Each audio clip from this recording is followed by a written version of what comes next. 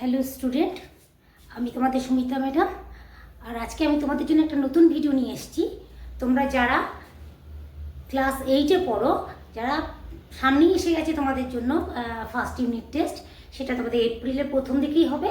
এবং সেই first unit টেস্টের ইতিহাসের জন্য ক্লাস 8-এর আমি কিছু কোশ্চেন নিয়ে এসেছি এবং খুবই ইম্পর্ট্যান্ট কোশ্চেন।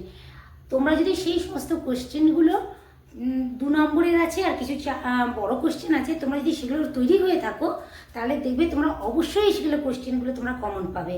তাহলে চলো আমরা কোশ্চেনগুলো একবার দেখে নিই।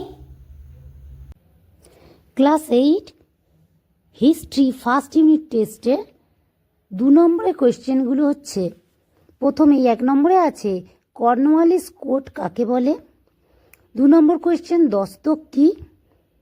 3 নম্বর কোশ্চেন ইঙ্গ মহীশূর যুদ্ধ কাকে বলা হয়। 4 নম্বর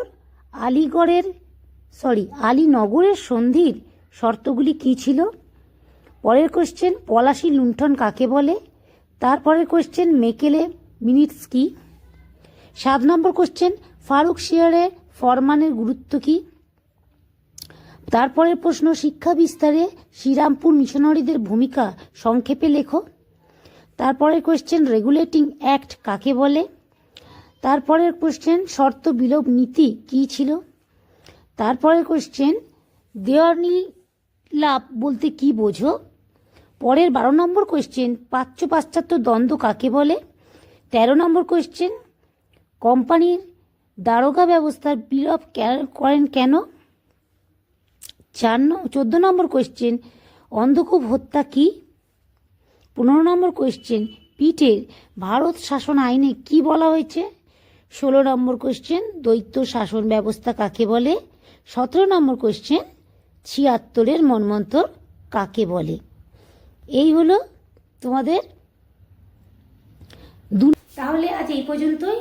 তোমরা এই কোশ্চেনের অ্যান্সারগুলো খুব ভালো করে তৈরি করো এবং অবশ্যই তোমরা পরীক্ষায় এগুলো কমন পাবে। এবং পরবর্তী আরেকটা ভিডিও নিয়ে আমি তোমাদের সঙ্গে আবার দেখা করব।